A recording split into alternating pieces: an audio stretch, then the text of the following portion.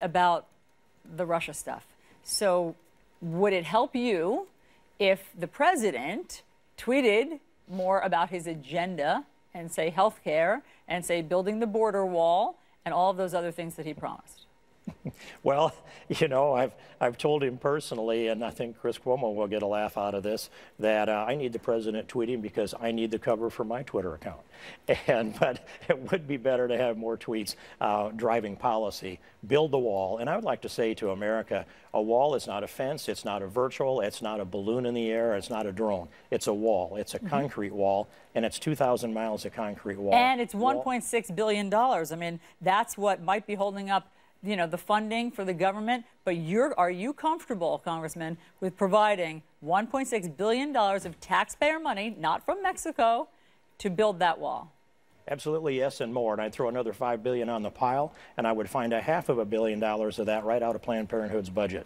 And the rest of it could come out of food stamps and the entitlements that are being spread out for people that haven't worked in 3 generations. We've got to put America back to work. This administration will do it, and we've got to free them up so that they can and support the right agenda for this country. You want to take food from people who are the people who are on the lowest rung in terms of the nation's safety net and their children in terms of food stamps. You're willing to take money from them to build the 1.6 or to give the 1.6 billion for the border wall? For a couple of reasons. One of them would be that, you know, we will create the kind of security that would bring about 10 million new jobs in America just by enforcing immigration law. Second thing is, I wouldn't impose anything any more strict on anybody in America than what Michelle Obama did with her school lunch program.